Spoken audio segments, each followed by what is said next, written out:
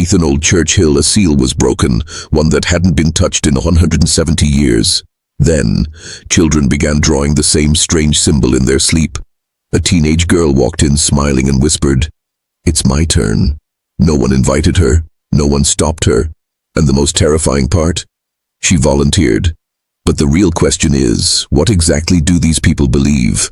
And that circle they entered, was it ever really closed? If you think this is just a story, you might be next. Don't stop here. Every episode uncovers a deeper secret. And the final one? It changes everything.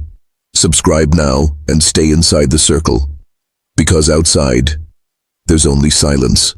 In the heart of the Utah wilderness, during the unforgiving winter of 1857, a chilling mystery was born, one that would haunt generations in silence. On a snow-covered morning, 4 women vanished without a single trace, not even a footprint left behind in the powdery drifts that blanketed the isolated Mormon settlement of Mill Hollow. Their husband, a quiet carpenter named Elijah Whitmore, told his neighbors a strange tale, that his wives had chosen to travel east to care for sick relatives. But anyone who had lived through Utah winters knew the truth. That journey was suicide. The snow was relentless. Temperatures had plunged so far below zero, even horses froze mid-stride. No one traveled east in such conditions, not unless they were desperate or dead. And yet, no one challenged him. The Church of Jesus Christ of Latter-day Saints, cautious and protective of its image, chose silence over scandal. The incident was buried, sealed within confidential archives, whispered only among trusted elders, and never spoken of again until 1920. That year, as the town of Mill Hollow expanded, the church approved construction of a new chapel, a symbol of growth and faith. But as workers laid the foundation, their shovels hit something unexpected. Beneath layers of rock and soil, they uncovered a sealed chamber that would unravel everything the community believed about loyalty, love, and what it truly means to be faithful. But before we dig deeper into what was found, before we speak of the bones, the symbols, the letters, we must return to where it began, to Elijah and the women who trusted him. Elijah Whitmore arrived in the Salt Lake Valley in the fall of 1847. He wasn't part of Brigham Young's initial vanguard, but came during the second migration wave, tired, quiet, and burdened by a dark intensity. A 34-year-old Vermont woodworker who had converted after hearing the prophets speak in Nauvoo, Elijah was different from the other settlers, not because of his trade, but because of his family. He traveled with 4 wives. Each was legally wed under the church's then-secret principle of plural marriage. There was Margaret, his first wife, a firm and maternal woman of 31 who had been barren for years. Then came Lydia, 27, an unusually well-educated woman fluent in English and bad German, chosen by Margaret herself. Clara, just 24 and pregnant with her first child, had no surviving family, making Elijah her entire world. And finally Ruth, barely 19, had been taken in after her family perished in the Missouri conflicts. Her marriage to Elijah had been arranged by church leaders as a means of spiritual protection. Together, they settled 8 miles southeast of Salt Lake, near a quiet stream and a wooded bend. Elijah built a large log home with separate quarters for each wife, sturdy enough to withstand winter's wrath. Their nearest neighbors were Danish converts 3 miles north, but snow would soon make even that distance unreachable. The church praised Elijah's preparation. His home was efficient, his family harmonious. Bishop Samuel Curtis, who visited that December, described the household as blessed with unusual order and peace. But his private journal told another story, a haunting observation. The women move like a single spirit inhabiting 4 bodies. It is unnatural, unsettling. He noted the identical marks on their wrists, small, clean cuts they explained away as kitchen accidents. Yet they all bore them, and all appeared fresh. That winter was cruel beyond measure. Winds screamed across the valley, howling like banshees. Temperatures dropped so low, birds froze mid-flight. The Whitmore cabin, isolated and hidden among snowy pines, became a sealed tomb of secrets. The last time all 4 women, Was seen alive was December 19th, 1847, when hunters passed by. They reported seeing Margaret and Lydia accepting venison at the door, smiling, grateful, but politely declining the invitation to join Christmas services in town. "We will worship in our home," Margaret had said. It would be the last time anyone heard her voice. 3 weeks later, on January 8th, Elijah arrived at the settlement alone. He was a different man, aged, unshaven, trembling. His eyes held a vacancy, the look of someone who had stared too long at something he could never unsee. He told Bishop Curtis that Margaret had received a divine revelation. She was to travel east to aid a sick sister in Missouri. The bishop was skeptical. "There are no travelers in winter," he said. "No roads, no paths, and no sisters you ever mentioned." Elijah shifted uncomfortably. His story faltered, changed. First he said she'd gone with missionaries, then trappers. His hands shook as he spoke. His eyes darted to the door again and again, as if afraid something or someone might enter. When the bishop asked to visit the cabin, Elijah refused. "There, in spiritual purification," he insisted, "isolation is required." Privately, Curtis wrote, "I fear Brother Whitmore's revelations are of the flesh, not the spirit. There is guilt in his eyes, and fear." Then came the second blow. On January 30th, Elijah returned again, with another tale. Now Lydia had also departed, called to teach in a mission school in the east. The bishop demanded to see the remaining wives. Elijah, pale and flustered, said Clara and Ruth were sick with a fever, too contagious, too weak to be seen. Curtis had heard enough. On February 3rd, he led 5 men through deep snow to the Whitmore property. What they found chilled them deeper than the frost. Elijah was alone, fire burning low, food sparse, and the house silent. No footsteps, no rustling skirts, no female voices, no fresh bread. Only canned preserves and empty rooms. The bedrooms of the women had been hastily cleared. Dirty clothes gone, books missing, but heavy furniture remained. Behind the cabin, frozen earth had been recently dug and refilled. Elijah claimed he was expanding the root cellar. But the ground was like iron, and the disturbed dirt was too wide, too deep, too much. That night, one of the men, Thomas Garrett, claimed he heard weeping beneath the floor, faint, muffled, desperate. They told him it was the wind. He swore it wasn't. The snow had just begun to thaw when Bishop Curtis returned to the Whitmore cabin. It was April of 1848, and the silence in Mill Hollow was heavier than any blizzard that had swept across the valley. What he found would haunt him forever. The once bustling home of Elijah Whitmore and his 4 wives was now a lifeless shell. The porch creaked in the wind. A layer of dust had settled over everything inside, as though time itself had recoiled from the place. The rooms, once warm with life, were cold, stripped, abandoned. It was clear. No one had lived there for weeks. It was something else, something darker, ritualistic, and possibly deadly. Behind the cabin where Elijah had claimed he was expanding the root cellar, the bishop found a patch of disturbed earth stretching nearly 20 feet across. It wasn't a cellar, it was a grave. Fragments of fabric peeked out from the soil, frayed ends that matched the dresses worn by the women he had once prayed with. Among the loose dirt, the bishop spotted a silver ring etched with Margaret's initials, one she had worn since the day of her wedding. There was no sign of food storage, no root vegetables, no shelving, only earth, turned, hollowed, hiding. But that wasn't the worst of it. In a small clearing just beyond the cabin's edge, Curtis found what he would later describe as a circle of ash and ruin. Several fire pits arranged in a deliberate pattern. Burnt pages of scripture fluttered at the edges, some still legible. One page read, "Only through the shedding of innocent blood may the eternal bonds be sealed." These were not regular church teachings. These were twisted interpretations of Mormon doctrine, an unholy fusion of divine sacrifice and fanatic delusion. Bishop Curtis realized what had happened. Elijah hadn't just lost his wives, he had sacrificed them. Inside Elijah's bedroom, Curtis found a hidden compartment behind the stone hearth. It contained notebooks, dozens of them, filled with Elijah's tight, feverish script. Each page, darker than the last.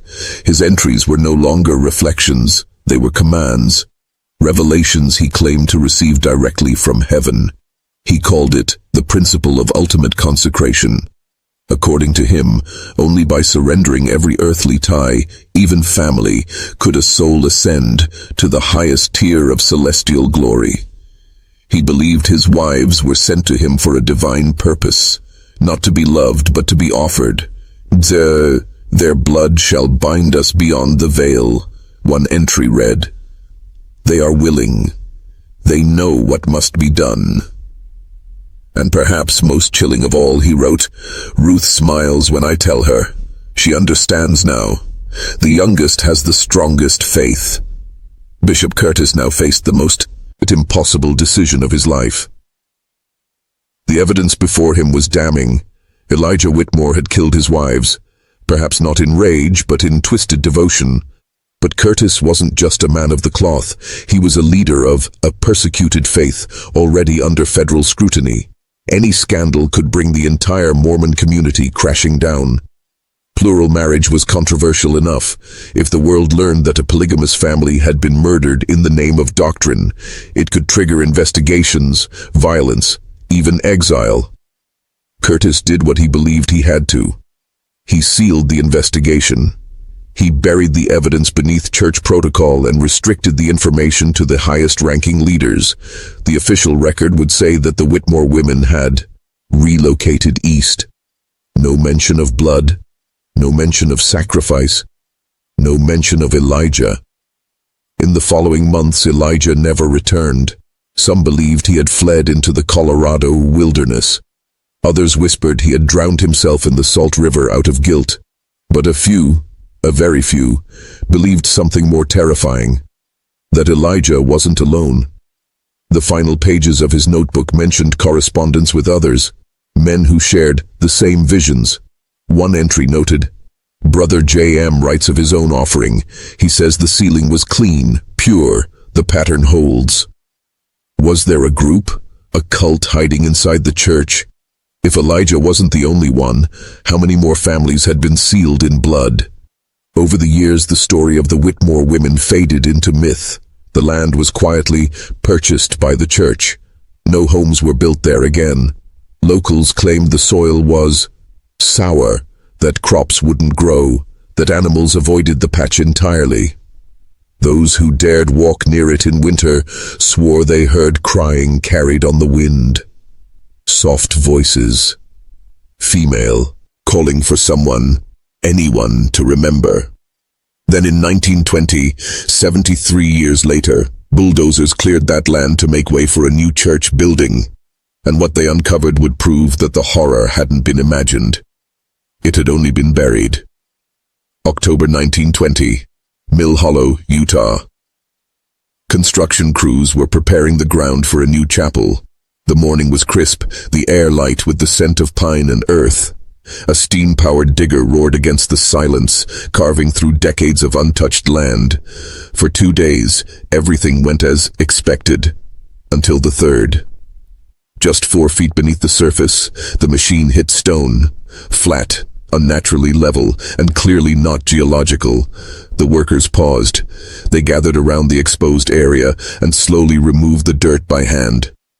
What they found beneath was no ordinary rock formation. It was a chamber, a man-made vault built from perfectly fitted stones, sealed tightly with a flat cover slab. The project supervisor, Brother Samuel Morris, called the local bishop, Harold Stevenson, to the site. Neither of them had any idea what lay beneath the soil until that moment. When they lifted the slab, they expected maybe pioneer-era storage or a forgotten root cellar. What they found instead was an altar of memory, quiet, tragic, and horrifying. Inside the chamber were 4 sets of women's clothing, each folded with eerie precision. Dresses, undergarments, shoes. Every set accompanied by a small pouch containing personal items, jewelry, hair combs, letters. The dry Utah climate had preserved everything almost perfectly. But it was the names stitched into each garment that made Brother Stevenson's blood run cold. Margaret Whitmore, Lydia Whitmore, Clara Whitmore, Ruth Whitmore, the lost wives of Elijah Whitmore, vanished in 1847. Officially, they had moved east. But this chamber told another story, one not of relocation, but of preparation, one of finality. Among the items were letters, each carefully sealed, addressed to loved ones never mailed. The church dispatched Elder James Tanner, a senior authority with access to the most confidential records. When he arrived, he recognized the names immediately. He had read about them once, years ago, in a file marked Restricted Level 1. Now, he held the truth in his hands. The letters were chilling. Margaret's note read like a psalm of acceptance. I go willingly, called by the Spirit to fulfill the eternal bond. May our family be sealed in sacrifice and blessed in eternity. Lydia's was intellectual, complex, full of theology and conviction. The shedding of innocent blood in righteousness is not murder, it is consecration. Our offering shall open the gates of celestial unity. Clara's note was more personal, trembling with grief and strange hope. I do this not just for Elijah, but for my unborn child. 2 lives, offered in purity, must surely shine twice as bright in God's eyes. But Ruth's letter was heartbreak wrapped in innocence. Elijah says this is our calling. I believe him. I am ready. I'm not scared anymore. The letters weren't written in desperation. They were thank you notes to God. It wasn't murder, not in their minds. It was ritual, a sacred farewell. That realization struck Elder Tanner like a thunderclap. These women hadn't just been victims, they had been participants. The church immediately halted construction. The discovery wasn't just an archaeological find, it was a theological bombshell. And that was just the surface. As excavation continued, the team discovered a second, deeper chamber beneath the eerie. This one was larger, older, more intricate.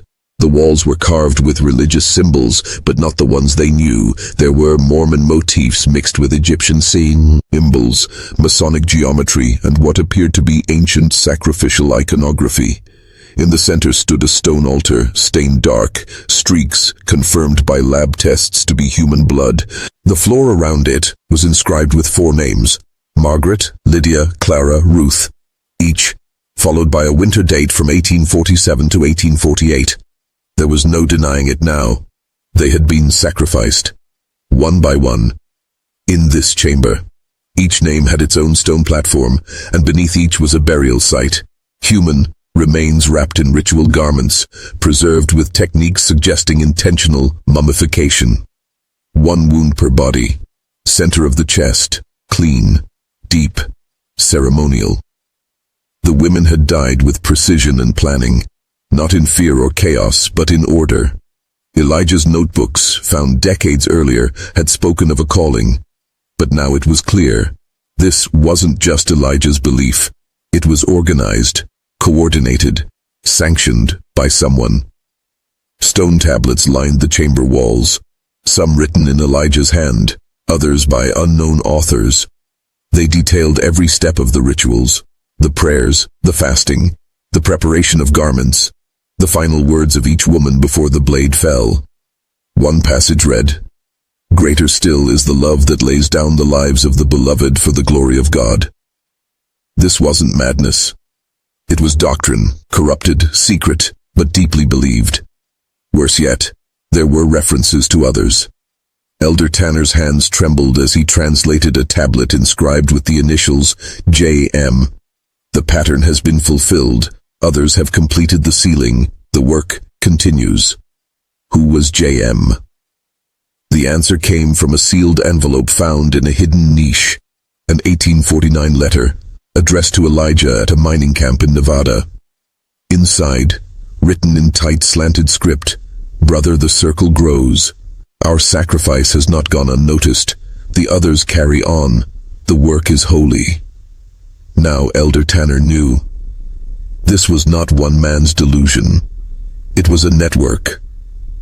A secret order buried within early Mormonism, bound by the belief that sacrificing family was the ultimate devotion to God. And Margaret, Lydia, Clara, and Ruth weren't the only ones. The discovery of the blood-stained altar beneath Mill Hollow should have been the end of the story, but it wasn't. It was only the beginning. Because just when Elder Tanner's excavation team believed they had uncovered the full horror of the Whitmore ritual chamber, a second opening revealed itself, tucked behind a carved stone, its edges smoothed by time and secrecy. It led to a narrow passageway. The walls were tighter, the air colder, the silence more oppressive. At its end was a chamber unlike anything found before. This was no burial site. It was a command center. Roughly 10 feet wide, this subterranean sanctum was lined with hand-carved stone shelves. The walls bore engraved maps of early Mormon settlements. Little metal pins marked specific households across Utah, Nevada, and northern Arizona. Each pin was color-coded, and many were paired with initials, names. At the center of the chamber stood a granite table, smooth, detailed, surgical. Upon it, laid in symmetrical precision, were dozens of stone tablets, each containing the theological blueprints of a forgotten faith, one so extreme it had to be erased from history. At the top of nearly every tablet was the name, Jeremiah Blackwood. He wasn't just a follower, he was the architect. According to the inscriptions, Blackwood had once been a close confidant to Joseph Smith in the Nauvoo years, but he'd taken the prophet's private teachings about eternal family bonds and twisted them into something unrecognizable, a new doctrine he called the Order of Eternal Sacrifice. Where others believed in sealing families through spiritual covenants, Blackwood believed that only death could truly bind them in heaven. To him, blood was not a symbol, it was the seal. Tablet after tablet detailed Blackwood's theology. Bind he who offers all, emissive, and those he loves, proves his soul is not his own, but God's alone. Family is the foundation of celestial order, but not all families are meant to live. Some are meant to rise by falling. The most disturbing part? He wasn't alone. The tablets revealed a network of followers, men like Elijah Whitmore, selected for their devotion, obedience, and most importantly, their isolation. Men who practiced plural marriage, lived in remote areas, and had wives with no surviving blood relatives. Each was groomed, each was assigned, each was watched. The chamber's corner held a box of scrolls, sealed in beeswax and linen. Inside were records, target lists, dozens of families, each listed with notes. Faithful, wife is youngest of 6, no kin nearby. 3 daughters, 1 son, household stable, recommend approach. Father shows signs of doubt, delay offering until next cycle. The language was clinical, cold, mechanical. The order had spreadsheets before spreadsheets were invented. Then came the worst discovery of all, a ritual manual engraved entirely in stone with instructions for eternal sealing ceremonies. It read like a sacrificial liturgy. Step 1, fasting of the chosen. Step 2, garments of white prepared with personal relics. Step 3, final letter of submission to be recorded. Step 4, heart pierce at solar crosspoint, blade no longer than 8 inches, 1 clean motion. Step 5, post-offering blessing by household head. Step 6, body preservation initiated, burial under sacred names. The names of past offerings were listed in back chapters, 4 of them carved on their own plaque. Margaret, December 20th, 1847. Lydia, January 5th, 1848. Clara, January 22nd, 1848. Ruth, February 15th, 1848. The spacing wasn't random. The sequence had meaning. Each offering was done under a full moon. Each was spaced precisely 17 days apart. Each was part of a larger celestial alignment according to the tablets, a pattern they believed had to be completed exactly for the seal to hold. And yet the records didn't stop in 1848. The final tablet, hidden behind A slab of loose stone bore a date etched in crumbling brown script, June 6, 1875, Virginia City, Nevada, 70 miles from Salt Lake City, a mining town. The tablet made reference to new ground, new vessels, and the final sealing in the Western Valley. Beneath it was a name not seen before, Nathaniel Cross. Elder Tanner marked it in his notes. Blackwood hadn't just created a theology, he had built a succession line, and the rituals hadn't stopped when Elijah vanished. They had spread. Back in Salt Lake City, church authorities were shaken. President Heber J. Grant personally read Tanner's report. 3 of his counselors wept. What Tanner had uncovered wasn't a crime scene. It was a conspiracy, a secret order within the church, operating from within, spanning 3 decades, over a dozen ritual chambers, and more than 200 confirmed victims, mostly women, many children. All believed they were dying for eternal glory. The church acted fast. They sealed the Mill Hollow chamber in concrete, relocated the construction site, transferred every worker involved, and classified all files under Restricted Order Number 76A, never to be spoken of publicly, not because they condoned it, but because they feared the damage if the world ever knew. Because if they admitted that leaders once walked side by side with Blackwood, if they acknowledged that men in authority had corresponded with the killers, it would unravel everything. By the spring of 1921, Elder James Tanner had uncovered something far worse than any church historian had ever imagined. What started with a sealed stone vault beneath a chapel site in Utah had revealed a buried network of ritual sacrifice, secret doctrine, and a man whose name had been carefully erased from official history, Jeremiah Blackwood. But as more records were decoded from the Mill Hollow chamber, one truth became undeniable. Blackwood hadn't died. He had simply disappeared, vanished like smoke into the western wind. For months, Tanner and his discreet investigation team combed through handwritten ledgers, intercepted letters, and coded symbols from the recovered stone tablets. The trail was faint, scattered across the western frontier. And then, finally, a breakthrough. An archived journal entry from a retired church security officer mentioned a mining camp near Virginia City, Nevada, where a reclusive preacher known only as Father Ellis had arrived in the early 1870s. He wore black robes, refused photographs, and spoke about faith that required more than prayer, faith that bled. When a portrait artist once tried to sketch his likeness, the man tore it to shreds, muttering, "The prophet's face is not for paper. It belongs only to the veil." It was Blackwood, still alive, still preaching. Tanner followed the lead and traveled to Virginia City with 2 trusted companions. The mining camp where Father Ellis had lived was long abandoned, reclaimed by dust and pine. But just beyond the ruins of a collapsed church, Tanner found what he feared most, a sealed hatch built into a hill, hidden beneath brush and fallen timber. The team cleared it, pried it open, and descended into darkness. What they found was a mirror of the Mill Hollow chamber, only larger. The walls were smooth, lined with carefully stacked stones. In the center stood a familiar granite altar, worn and darkened by age. 4 surrounding platforms marked with initials. None were from the Whitmore family. These were new victims, sacrificed years after Utah's purge of the order. Ceremonial robes still hung on rusted hooks. A locked chest in the corner contained more scrolls, documents, and something else, a weather-ears, leather-bound book, signed in faded ink. J.B.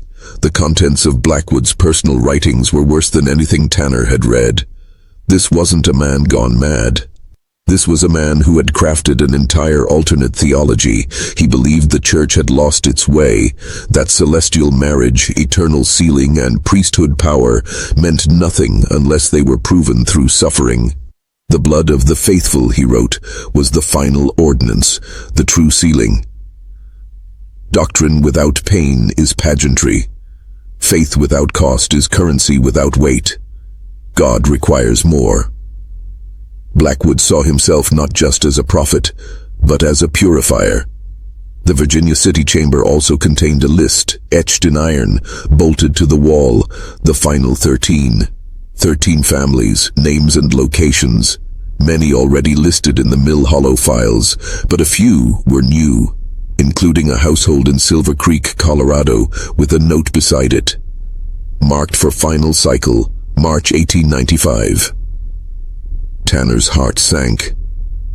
If this list was accurate, the order had continued well beyond the church's secret crackdown in the 1850s. In a sealed crate at the back of the chamber, they found Blackwood's final letters, unmailed, unsent. Among them was one addressed cryptically to the Western Brothers. It read like a warning or a prayer. If you read this, know I have kept the fire lit in the shadows. Though the church cast me out, we are not lost. Our blood has cried out from the earth and been heard. The East has closed its ears, but the West still listens. Do not fear what they call heresy. This is the work of angels. Continue, always continue. There was no signature, only a mark, a triangle inside a circle etched in ash, the same symbol found in the Mill Hollow chamber. Back in Salt Lake, Elder Tanner submitted his report to the First Presidency. By then, the full count of and victims had surpassed 200. The Mill Hollow files, the Virginia City chamber, the final 13 list, and whispers of other chambers scattered across Nevada, Arizona, and even northern California. The evidence pointed to one truth: the order had survived, and some believed still operated. President Heber J. Grant convened the most confidential meeting in church history. Only 6 men were present. No notes were taken, no minutes recorded. The decision: the order of eternal sacrifice would never be acknowledged publicly. Its crimes were too vast, its history too dangerous. The church would preserve the records under Vault Protocol Level 1. Access limited to First Presidency members only. The ritual sites, including Mill Hollow and Virginia City, were permanently sealed with concrete. Local records were scrubbed, property ownership quietly transferred. Families of victims were told their loved ones had relocated east or passed during illness. No mention of blades, no mention of altars, no mention of willing sacrifice. But Elder Tanner kept a copy of one letter. It was from Clara Whitmore. We do this not because we are forced, but because we are chosen. The blade does not frighten me. I welcome it as the gate to eternal unity. I love Elijah. I trust the vision. I have seen it myself now. We will all be one, forever. Tanner never recovered from reading those words. He would later write in his personal diary, "This is not simply a tragedy. It is a doctrine gone feral. The fire meant to warm the faithful was used to burn them alive." The trail had gone cold. For years, Jeremiah Blackwood had been little more than a shadow in church archives, a name tied to unthinkable rituals and hundreds of deaths. He was presumed dead, buried somewhere in the Nevada desert or vanished into the backcountry of Arizona.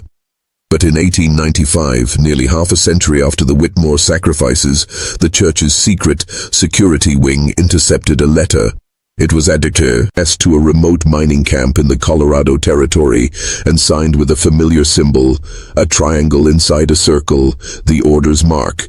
It was postmarked just weeks earlier. And the name on the envelope wasn't Blackwood. It was William Ellis, the same alias once tied to the preacher who led rites in Virginia City. Alarmed, the church assembled a covert team, operatives who had been tracking remnants of the Order of Eternal Sacrifice for over a decade. These weren't missionaries. They were enforcers, investigators, trained to move without raising attention. Their orders were clear: find him, confirm identity, contain the threat. The team traveled quietly to the mining settlement of Ash Hollow, Colorado, a town so small it didn't appear on most maps. What they found confirmed their worst fears. Ash Hollow wasn't just a mining camp. It was a compound, an isolated cluster of cabins centered around a meeting hall built from timber and stone. Locals referred to the place as the sanctuary. Outsiders were discouraged from visiting. The team arrived under the guise of surveyors. They were shown a room to stay, offered food, and introduced to the community's shepherd. An elderly man, thin but commanding, greeted them with fire in his voice and scripture on his tongue. His name, Brother Ellis. But the eyes gave him away, eyes described in old journals, pale gray, unblinking, as if staring into something no one else could see. It was him, Jeremiah Blackwood. Despite his age, now well into his 70s, Blackwood remained sharp. He gave daily sermons, gathered his flock in candlelit rituals, and preached of eternal sacrifice as if it were gospel. The church agents observed, took notes, recorded names. The compound had at least 12 followers. 3 were women, 2 were children, and one night, beneath the cold starlight, the agents saw them, digging, not for gold, but for a chamber. On the 5th day, the team made their move.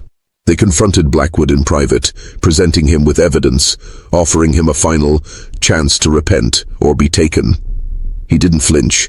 Instead, he laughed. "You think sealing the stone will stop the word? We are the ones who have given all. You've built temples with hollow walls." His voice cracked, but not with weakness, with zeal. He pulled a worn book from his coat, the same blood-bound theology he'd preached since the 1840s. "My hands are clean," he whispered. "Their blood washed me." What happened next was never recorded in any official church file. But Elder Tanner's private archive, released only after his death, offered this account. The church team made a decision. They would not risk a trial. They could not allow Blackwood to become a martyr to his followers, or a target for anti-Mormon hysteria. The church was still under federal pressure, and news of ritual killings could destroy everything, so they sealed the chamber before it was completed. They burned the theology scrolls, and they gave Jeremiah Blackwood a choice. You vanish, you leave, and no one will ever know your name. He accepted, without a word.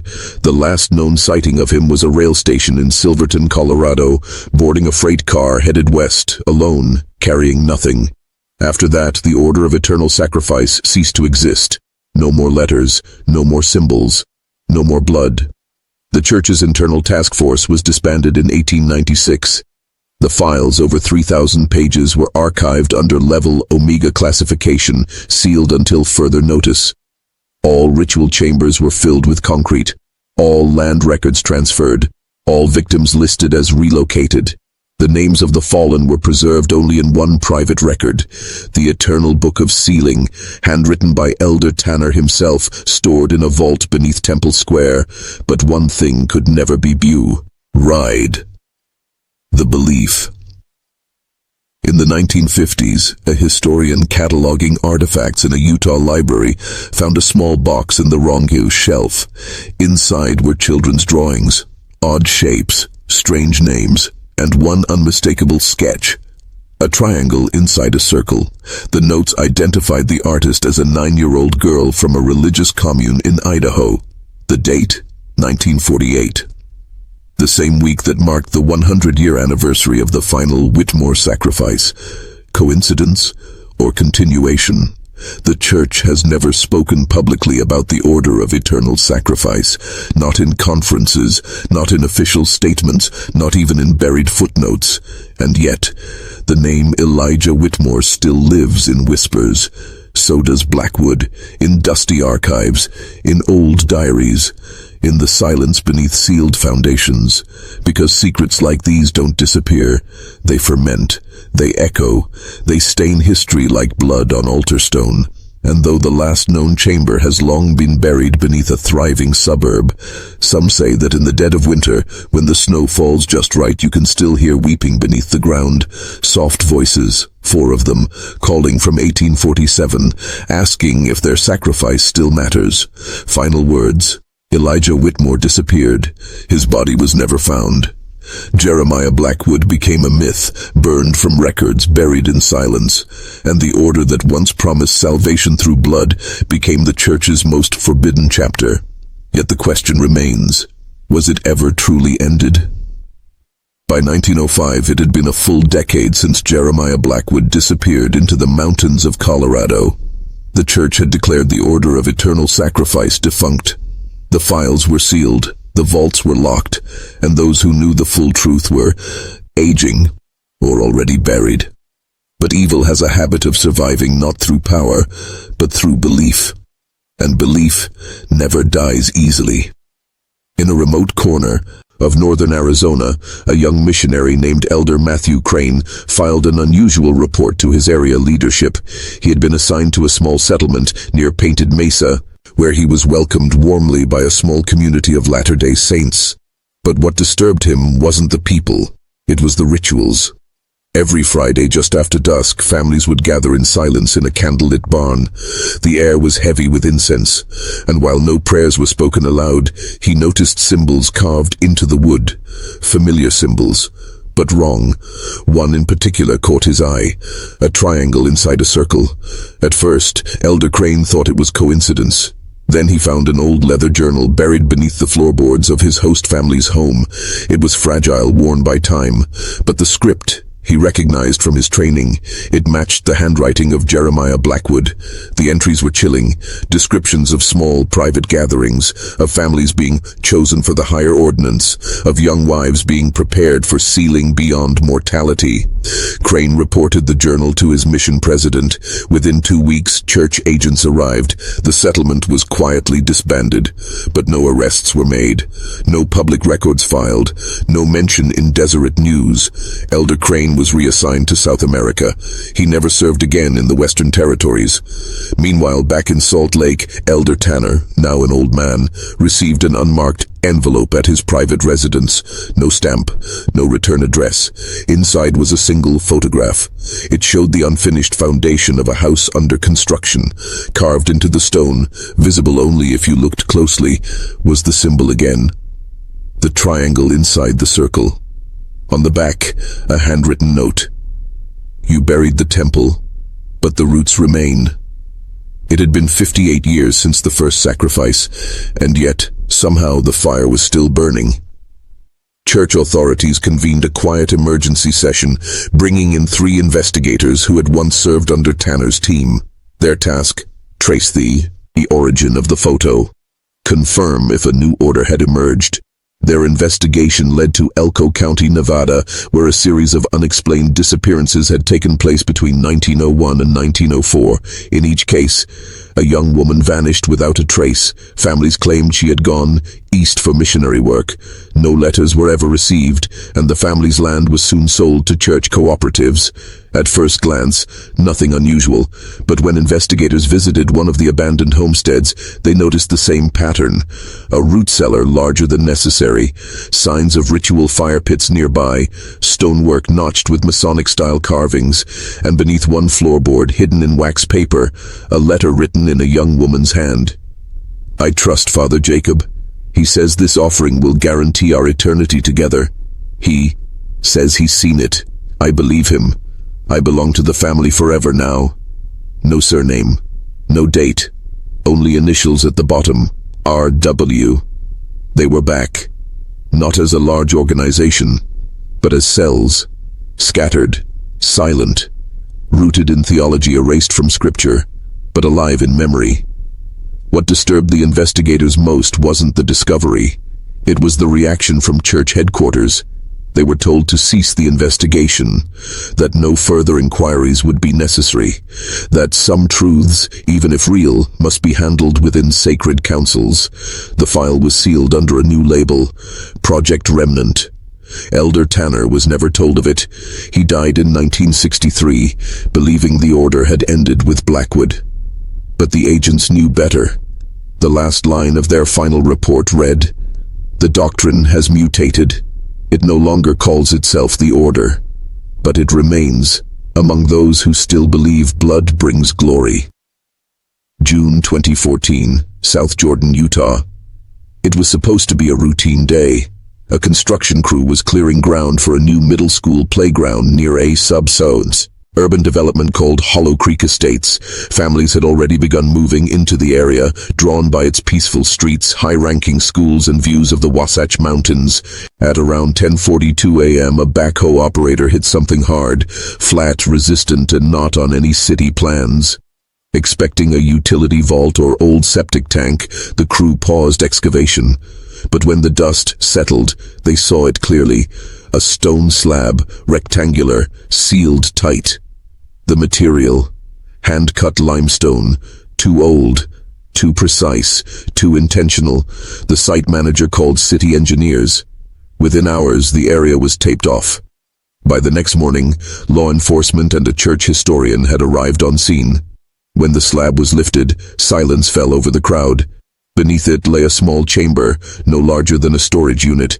The air smelled of ash, wax, and something older, something metallic and bitter. Inside were 3 women's dresses, folded, a child-sized white garment, unfinished, and a small leather-bound journal resting on a stone pedestal. The inside of the chamber was etched with symbols, familiar to historians who had read The Secret Mill Hollow and Virginia City Files. There it was again, a triangle inside a circle. But that wasn't the most terrifying part. It was the date carved beside it. March 3rd, 2012. 2 years earlier. Not 200 years ago. 2. The journal, carefully preserved, contained only 12 pages, written in a shaky modern hand. Female. Her name was Rebecca Lynn Wells, a 34-year-old mother of 2, member of the local Lau ward. Her writing began calm, reflective, but then unraveled into something else. They came to me after Relief Society, quietly. Said I had been chosen. I didn't understand at first. But when I saw the book, I knew. This wasn't a calling. It was a promise. See, Jacob says my family will be sealed forever. My children will be saints. I believe him. I've seen the signs, the symbols. They say this offering will be the last, that after me the circle will be closed. There was no record of Rebecca Wells in missing perso, and no obituary, no relocation, no funeral. A church search showed she had requested a name removal in 2012 voluntarily, no reason given. Her family had moved out of Utah shortly after. The journal was real. The handwriting matched her known signature from church tithing records. This wasn't ancient history anymore. The order had survived, hidden in plain sight, adapting with time. They no longer used mountain chambers or desert caves. They built beneath neighborhoods, playgrounds, churches. They lived next door. The discovery made national news briefly, labeled as a pioneer ritual chamber, nothing more. Historians called it an unusual historic burial vault. The church released a short statement. We respect all traditions of our early pioneer ancestors. No further comment. The site was resealed. The school opened that fall. No memorial, no plaque, no truth. But internally, the church reopened its long-dormant file, Project Remnant. And what they found in digital genealogy databases sent chills down every spine in the ESO vault. Rebecca Wells was a descendant of Clara Whitmore. It wasn't random. It was generational. The final offering, as she called herself, was part of a bloodline that had been marked since 1847. And the phrase in her journal echoed what Margaret Whitmore had written nearly 2 centuries before. We are chosen. The blade does not frighten me. So the question now is, who's next?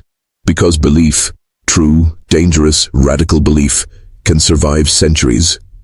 It can wear modern clothes, speak softly in Sunday school, smile at you from across the pew, and beneath that smile might be the triangle and the circle. August 2017, confidential memo, Office of Church Security. Multiple indicators now point to continued activity of splinter sects practicing blood-sealing doctrine. These groups do not self-identify as the Order of Eternal Sacrifice, but rather under rebranded titles. The most prominent among them refers to itself as the Living Sealed. High-risk regions include Arizona, Yavapai County, Idaho, Cassia County, and rural East in Texas. This memo wasn't meant to be seen by the public. It was part of an internal review by a shadow department within the church, the same group that once tracked Elijah Whitmore's rituals and Jeremiah Blackwood's underground chambers. Now, 170 years later, they had reason to believe the doctrine had mutated, rebranded, and resurged under new names and new leadership. And it wasn't just rumors anymore. Case number 311A, Cassia County, Idaho. A local bishop reported one of his ward members, a young woman named Eliza Jane Morton, had begun behaving strangely. She withdrew from public meetings, burned all their family photographs, and insisted that she had been sealed to something higher. Her journals, confiscated after her voluntary hospitalization, were filled with sketches of sacred geometry. One sketch appeared over 60 times. A triangle inside a circle. Another entry read, "The living sealed are ready. We will rise again, not through violence but through offering, not fire but silence." They think we're gone. They think this was history, but we are written into the roots of the temple. Case number 311C, East Texas. 2 men were arrested after an illegal weapons raid uncovered dozens of ceremonial owls robes, stone tablets, and sealed letters marked for the day of the gathering. Each item was hand-numbered. Inside one envelope, "My wife knows her time is coming. I envy her purity. She was born to be sealed.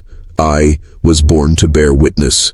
No charges were filed beyond weapons possession, but local officers involved were told the rest of the material was classified religious property and removed from state records. Case number 311F, Yavapai County, Arizona. A fire inspection led officials to an abandoned ranch near Prescott, where in the basement, investigators found a fully carved underground chamber. It untamed. 1 granite table, 12 torches, a ceremonial dagger with blood traces, species human, and a plaque that read, "Sealed in the name of Ruth, who smiled at the blade." The church was forced to acknowledge a chilling truth. The order never died. It simply evolved. They called themselves the Living Sealed. To them, they were not murderers, not cultists. They were keepers of a higher commandment. Their logic: the world had become too soft, too symbolic, modern religion too convenient. Only blood still spoke to God. What made this new generation more dangerous? They were educated, tech-savvy, legally invisible. Instead of frontier chambers, they used cryptic forums and burner email lists. Instead of hand-carved altars, they had modular mobile sanctums, trucks rigged to function like temples on wheels. And worst of all, they had genealogical maps. According to recovered data from a 2018 server bust, the Living Sealed had created a database of descendants, bloodlines tied to the original Whitmore family. Names, ages, locations, church records. One section was labeled, "Chosen Line, Clara's Legacy," and in it was a photograph of a girl, 13 years old, taken outside a middle school in Salt Lake County. The file was labeled, March 3, 2022, Final Offering. The girl's name was undisclosed in public records, but the church task force found her, alive, unharmed. They relocated her family under a confidential protection program, something never before admitted by the church in public. This was no longer an investigation into old cults. This was a counterinsurgency, a race to protect the descendants of women sacrificed in 1847. And though the order's theology was insane to most, it wasn't incoherent. Its followers believed it, believed so deeply they were willing to raise their children with this purpose, to be the blade, or the offering. In 2019, the church established a covert monitoring program titled Project Vigil, a fusion of digital tracking, religious genealogy, and ritual behavior analysis. Its task: detect new sealed activity before another Whitmore tragedy occurred. Only 5 people had access. Their names, still classified, but one internal memo said this: "The doctrine cannot be erased. It must be watched forever, because some fires don't burn out. They wait." October 2020, Florence Federal Correctional Complex, Arizona. A handwritten letter arrived at a Utah newsroom under no name, no return address, just a red stamp across the front. "Read this before they find it." At first glance, it looked like a prank. Scratched, chaotic handwriting, torn edges, religious mutterings. But what drew attention was the content of the first line. "My name is Daniel Ezra Cross. I was part of the Living Sealed for 9 years, and I know where the bodies are buried." Cross was a convicted arsonist serving 15 years for setting fire to a mobile home in Yavapai County in 2017. The fire had killed a woman and 2 children. At trial, he said nothing, refused a lawyer, refused a plea, But now, 3 years into his sentence, he had written a full confession, not just to arson, but to ritual sacrifice. The letter was 27 pages long. Its contents were staggering. You think this all started with Elijah Whitmore? You're wrong. He was just a vessel. The fire started in Nauvoo. It was never a church. It was a blueprint. Cross detailed how the living sealed operated as a fractured hierarchy, a network of independent cells that carried out rites not randomly, but according to precise lineage, schedules. Each cell had a keeper, the leader, a witness, recorder plus protector, one or more vessels, those offered, and each offering followed what he called the pattern. Age of vessel must match key lunar year, e.g. 1321-34. Sealing takes place only after surrender dream, a vision assigned during fasting. Ceremony always includes triad, fire, scent, 1, blood. There are rules. The blood must be clean. The vessel must agree. If not, the seal breaks. That sentence shook readers, because it confirmed what many feared most. These people didn't believe they were committing murder. They believed they were fulfilling consented covenants. Page 12 of the letter revealed a map, hand-drawn from memory, marking 31 suspected sealing sites across the U.S., at least one in every western state. Some were cold, abandoned, or sealed. Others were still active. He marked those with red stars. One star was circled 3 times. The label beneath it, beneath the old temple in Cedar City, "No one's looked. You should." Cross also claimed he witnessed 5 offerings in his time. All women, 2 underage, all willing, he said. They weren't scared, not at the end, because they believed, more than you believe anything. One girl had written a goodbye letter before her sealing. Cross copied it into the confession. "Tell my mother not to cry. I wasn't taken. I chose this. God will keep us sealed in fire, and I will be waiting in the circle." Signed TL, age 14. Authorities initially dismissed the letter as fantasy, but then something chilling happened. A retired church vault clerk came forward anonymously after reading excerpts published online. He confirmed that the initials TL matched a girl listed in a classified 2004 report titled "Possible Sealing Risk, Generational Line Lydia Whitmore." She had gone missing in Utah. Official cause: runaway. Case never reopened. Her home had since been demolished, but the property now housed a ward meeting house. Within months, church security reactivated Project Vigil at full capacity. The Cedar City site was investigated privately. Construction permits were frozen. What they found has never been publicly confirmed, but insiders say the area is now listed in internal maps as E.